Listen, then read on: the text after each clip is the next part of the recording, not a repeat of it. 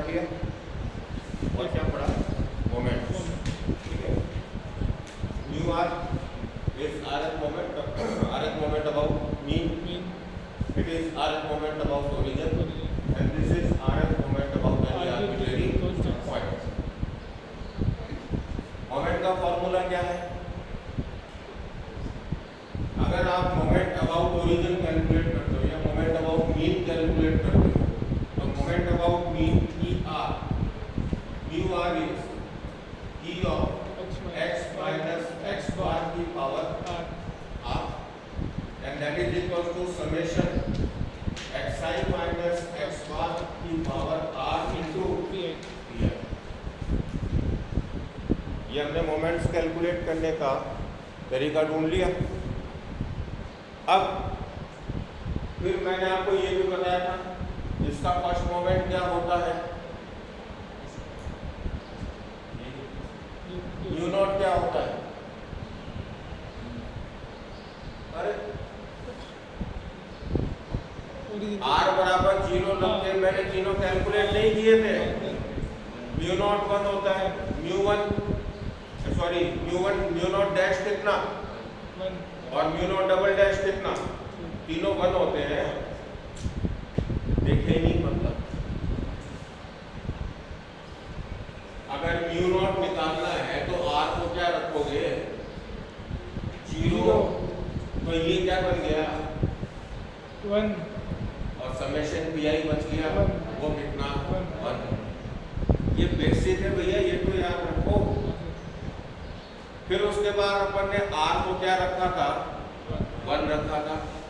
r को 1 रखा था तो जैसे अगर आप μ1 कैलकुलेट करना चाहते हो तो यहाँ xi माइनस x बार की पावर क्या आएगी 1, तो ये क्या बचेगा μ1 के लिए summation xi minus x bar into pi, तो एक तो बनेगा xi pi क्या होता है x बार, एक बनेगा x bar into pi, x बार पे समेशन है नहीं, pi 1 होता है, तो बचेगा क्या x bar minus x bar, and that is equals to, तो first moment about mean is always 0। ठीक है, ये सारी चीजें बेसिक है जो मैंने आपको बताया था कि ये याद रखने पड़ेंगे, बार बार कैलकुलेट करने थोड़ी बैठोगे आप, नहीं ना। फिर आपको कैलकुलेट करना है, मान लीजिए μ1 डैश या μ1 डबल डैश, अगर मैं μ1 डैश कैलकुलेट करता हूँ, μ1 डबल डैश कैलकुलेट करो, that is first moment about any arbitrary point, तो जो rth मोमेंट होता है अबाउट एनी आर्बिट्रेरी पॉइंट वो क्या होता है समेशन xi माइनस a की पावर r इंटू, जिसमें ये क्या है आर्बिट्रेरी पॉइंट। अगर फर्स्ट मोमेंट निकालना है तो मैं क्या लिखूंगा summation xi minus a into pi, that is equal to summation xi pi minus a summation pi, xi pi is always x bar minus, this is another important result, ये काम आएगा बार बार। फिर इसका और उसका रिलेशन इंटररिलेटेड होते हैं ये एक दूसरे से, ठीक है, ये बात हम कर चुके हैं। अब आप पता नहीं कैसे याद में रखते, टाइम तो काफी मिल गया था। इससे रिलेटेड है ये कार्ल पियर्सन कोएफिशिएंट, इसकी बात मैं क्यों कर रहा हूँ क्योंकि इसका क्वेश्चन आपको एग्जाम में मिलेगा। ये डालना बात करते हैं। कार्ल पियर्सन ने कोरिलेशन रिग्रेशन पे भी खूब काम किया है ना, बेसिकली इसका काम डेटा पे ही है। इसने 4 कोएफिशिएंट निकाले, 1 बीटा 1, फिर बीटा 2, गामा 1, गामा। ये क्या बताते हैं, बीटा 1 कैलकुलेट किया जाएगा μ3 स्क्वायर अपॉन μ2 का होल, इसका डेरिवेशन क्या है क्या नहीं है इस पे मैं नहीं जा रहा, ठीक है। म्यू क्या होता है मोमेंट अबाउट मीन, कौन सा मोमेंट? Third moment. ये कौन सा? सेकंड। अगर ये हमें पता है तो बीटा 1 मिल जाएगा, अगर ये हमें पता है तो बीटा 2 मिल जाएगा। बीटा 1 और बीटा 2 से क्या मिल जाएगा? गामा। गामा 1 और गामा, ये क्या बताते हैं? अगर बीटा 1 0 आता है, अगर बीटा 1 0 आता है तो वो जो कर्व होगा वो कैसा होगा? सिमेट्रिक। सिमेट्रिक का मतलब हो गया कि वो मिरर इमेज बनाएगा, जैसा कर्व इधर होगा वैसा ही कर्व इधर होगा। सिमेट्रिक का मतलब यही होता है, ठीक है। मेन पॉइंट के अबाउट या जिस पॉइंट के अबाउट आप मोमेंट निकाल रहे हो उसके जैसा इधर का कर्व होगा वैसा ही इधर होगा। तो ये जो बीटा 1 है, अगर ये 0 होता है तो ही, अगर ये 0 नहीं होता तो वो कर्व आपका सिमेट्रिक नहीं होगा। कर्व के सिमेट्री का टेक्निकल नेम क्या है? स्क्यूनेस। इसको टेक्निकली क्या बोलते हैं? स्क्यूनेस। तो ये क्या बताता है? It is basically a measure of skewness. अगर कर्व एक तरफ ज्यादा झुका हुआ है तो लेफ्ट स्क्यूड हो गया, अगर इस तरफ ज्यादा झुका हुआ है तो राइट स्क्यूड हो गया। झुकने का मतलब है जैसे ये मैंने मीन ले लिया और आपका ये प्रोबेबिलिटी डिस्ट्रीब्यूशन है, और अगर ये कर्व ऐसा है तब तो ये सिमेट्रिक कर्व है, ये सिमेट्रिक कर्व है। अगर ये इस तरफ ज्यादा हो गया और इस तरफ कम हो गया तो ये लेफ्ट स्क्यूड हो गया या ये राइट स्क्यूड हो सकता है। तो इसको मेजर करने का जो तरीका है वो कौन है? बीटा 1। और बीटा 1 किससे आता है? मोमेंट्स। बीटा 1 और बीटा 2 किससे कैलकुलेट करते हो आप? मोमेंट्स। कौन से मोमेंट्स? Moments about mean. पहली बात। दूसरी बात, गामा। गामा 1 कैलकुलेट किया जाएगा बीटा 1 से, गामा 2 कैलकुलेट किया जाएगा बीटा 2 माइनस 3 से। अगर गामा बीटा 2 इक्वल्स टू 3 है, 0 है,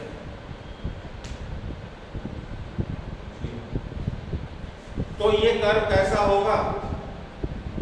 नॉर्मल।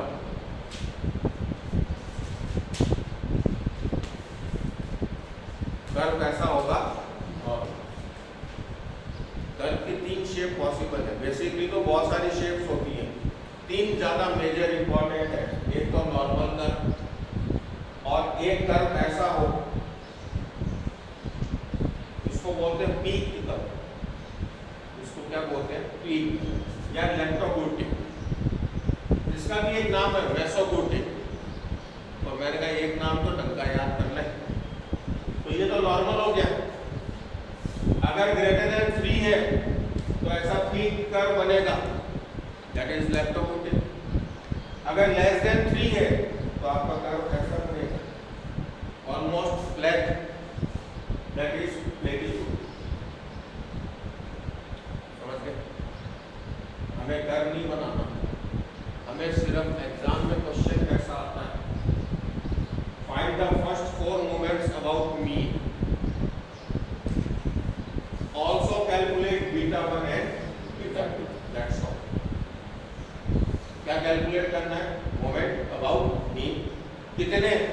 4, μ1, μ2, μ3, μ4। ये 4 निकाल लेंगे, और उसके बाद जब μ1, μ2, μ3, μ4 आ गया तो क्या बीटा 1 बीटा 2 नहीं आ सकता? तो बीटा 1 इज बेसिकली आपको कर्व की सिमेट्री बताता है, और गामा 1 और गामा 2 आपको ये बताता है कि आपका कर्व कैसा है, फ्लैट है, पीक कर्व है या नॉर्मल कर्व। न्यूमेरिकल सॉल्व करना बहुत आसान है। कैसे लिखेंगे? x और y। x is 1 2 3 4 5 6 7 8 9, y is 1 6 13 25 30 22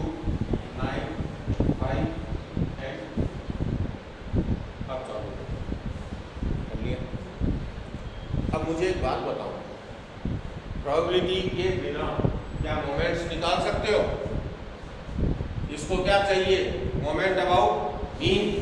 moment about mean का मेरा फॉर्मूला ये रहा, mu of r is summation xi minus x bar into pi। क्या आपके पास हर एक x के लिए प्रोबेबिलिटी है क्या? कहाँ है प्रोबेबिलिटी? है क्या? ये y के y ये प्रोबेबिलिटी थोड़ी है, ये एक्सपेक्टेशन ये तो फ्रीक्वेंसी हो सकती है या y है। ठीक है, अगर प्रोबेबिलिटी नहीं दे रखी तो क्या मैं मीन नहीं निकाल सकता? क्या मैं मोमेंट नहीं निकाल सकता? फॉर्मूला क्या था पहले? बताया था ना भाई, प्रोबेबिलिटी आप कैसे निकालते हो? गौर कीजिए, xi आप प्रोबेबिलिटी को fi अपॉन समेशन fi तो करते हो, favourable case upon total number of case. मैं उसको नाम क्या दे रहा हूँ? फ्रीक्वेंसी का। तो या तो मैं इन सब का टोटल करके 1 divide by total is P1, 6 divide by total is P2, P3, P4, P5, P6, P9 ये निकालो। या जब मैं प्रोबेबिलिटी को मल्टीप्लाई किससे करूंगा?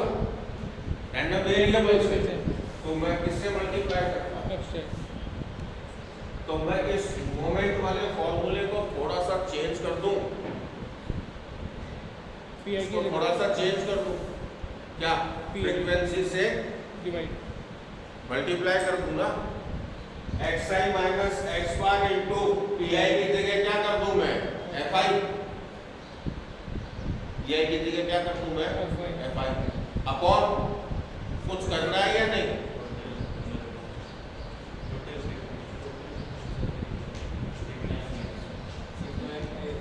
सोचो, मेरी बात समझे? आप प्रोबेबिलिटी कैसे निकालते हो? Favourable case upon total case नहीं करना। ऐसे तो निकालते हो।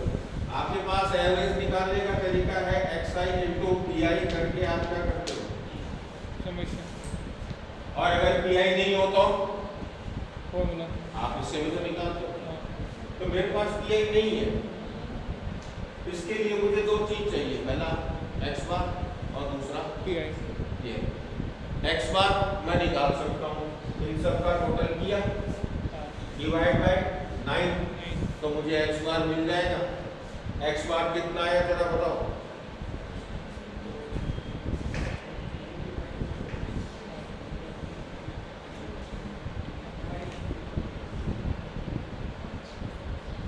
पांच। So the x bar is 5। कितने मोमेंट निकालने हैं आपको? 4। फर्स्ट मोमेंट क्या होगा? μ1। उसके लिए क्या चाहिए मुझे? xi minus x bar into frequency, है ना।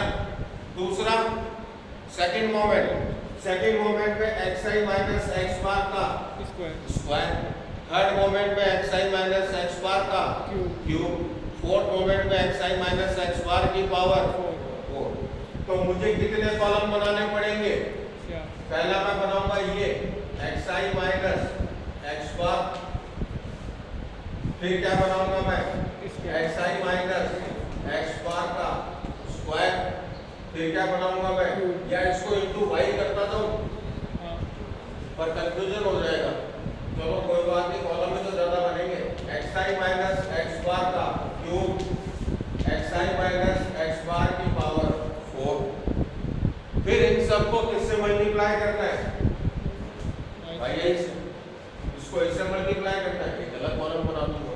इसको ऐसे मल्टीप्लाई करना है, उसको उसमें लिख दूंगा। तो या तो आप यही मल्टीप्लाई करके लिखते जाओ, है ना, या 4 कॉलम और बना लो। जब ये सारी चीजें हमारे पास आ जाएगी तो हमारे पास μ1 भी आ जाएगा, μ2 भी आ जाएगा, μ3 भी आ जाएगा और μ4 भी आ जाएगा। प्रोबेबिलिटी निकालने की जरूरत नहीं।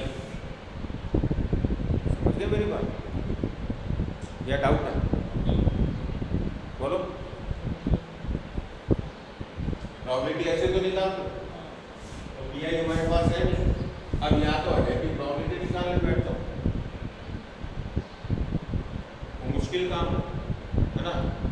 तो आसान क्या है ये कॉलम। अब एक्स आई माइनस एक्स बार कितना 5 एक्स आई ये तो 1 माइनस 5 माइनस 4 माइनस का 3 माइनस 2 माइनस 1 0 1 2 3 and 4 और जब इसका सम करूंगा कितना आएगा।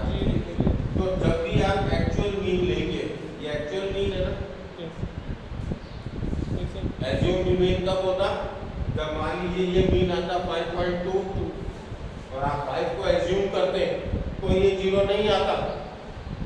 ठीक है हो सकता है आ जाता लेकिन लगभग नहीं आता। लेकिन अगर ये एक्चुअल मीन होगा तो ये हमेशा 0 आएगा। ठीक है फिर आप x i minus x bar का स्क्वायर अब तो इसी का काम है खाली इसका स्क्वायर कर दूंगा।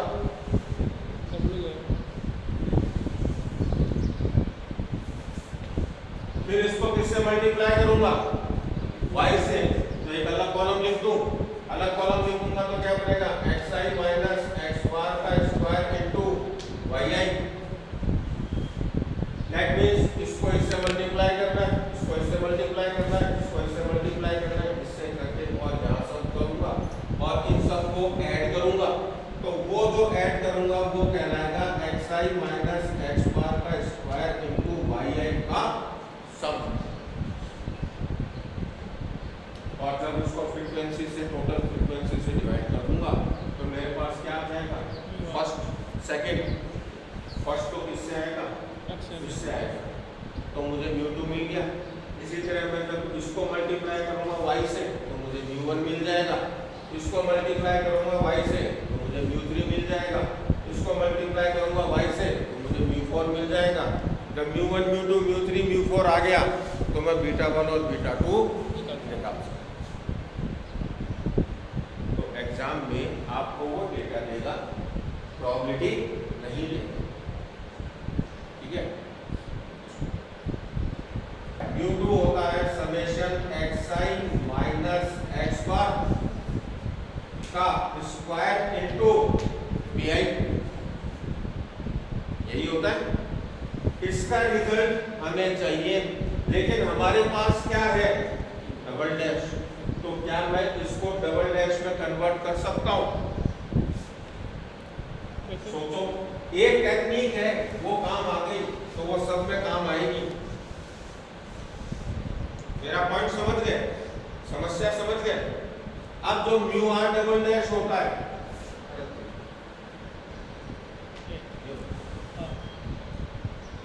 जो म्यू आर डबल डैश होता है अगर मैं μ2 डबल डैश की बात करूं तो वो होगा समेशन xi माइनस a का स्क्वायर इनटू pi। और इसमें तो कौन है x bar x i p i x बार तो बार है और वहां a है तो यहाँ पे मैं a लेके आऊं। अगर मैं यहाँ किसी तरह से a ले आया तो उस a वाले रिजल्ट को मैं डबल डैश से लिख सकता हूँ। तो a लाना कितना आसान है देखो xi minus x bar minus का a प्लस का a का होल स्क्वायर इनटू बोलो लिख सकता हूँ ना। एक इसके साथ ले लिया एक इसके साथ ले लिया कैसे समेशन एक को ले लिया मैंने xi minus a minus x bar minus a का होल स्क्वायर इनटू pi। इसमें कोई फर्क है क्या नहीं है कोई फर्क नहीं है ना। x बार माइनस a क्या होता है अब ये भी बताया मैंने x bar minus a x bar minus a is μ1 double dash. याद आया तो x बार माइनस a वैसे भी कांस्टेंट है समेशन से कोई लेना देना नहीं है ना। लेकिन मैं स्क्वायर करूंगा तो बड़ी बड़ी टर्म्स लिखनी पड़ेगी तो मैं इसको पहले से μ1 डबल डैश लिख दूं। इस बात से एग्री करते हो तो मैं इसको क्या लिख दूंगा μ1 डबल डैश और बाकी को खोल दूं तो ये बनेगा समेशन xi माइनस a का square into pi minus 2 μ1 double dash into xi minus a pi plus μ1 double dash का स्क्वायर। सही लिखा मैंने? इसको क्या मान के चल रहा हूं? μ1 डबल डैश। तो इसका होल स्क्वायर समेशन, इसका मल्टीप्लिकेशन माइनस का 2 और समेशन, और इसका होल स्क्वायर पूरा। ये क्या है? ये क्या है? μ2 डबल डैश। तो ये क्या बन गया?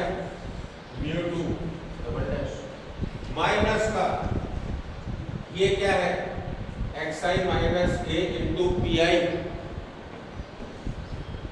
μ1 डबल डैश नहीं है क्या? इससे देख लो ना, पावर r, पावर को करो 1 और xi माइनस a की पावर 1 इंटू पी आई। ये क्या है? μ1 डबल डैश। एक μ1 डबल डैश बाहर पहले से ही है, तो ट्वाइस ऑफ μ1 डबल डैश का स्क्वायर, एक स्क्वायर पहले से ही है, तो ये बच गया μ1 डबल डैश का स्क्वायर।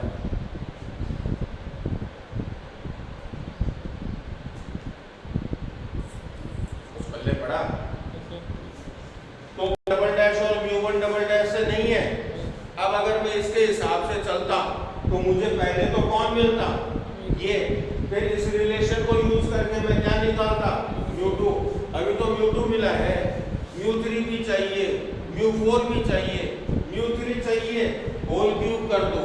आगे का system same, minus a plus a, whole cube खोलोगे, जहाँ ऐसी टर्म्स आएगी वहाँ μ1 डबल डैश लिखोगे, जहाँ ऐसी टर्म्स आएगी वहाँ μ2 लिखोगे, एक होल क्यूब बनेगा तो μ3 डबल डैश बनेगा।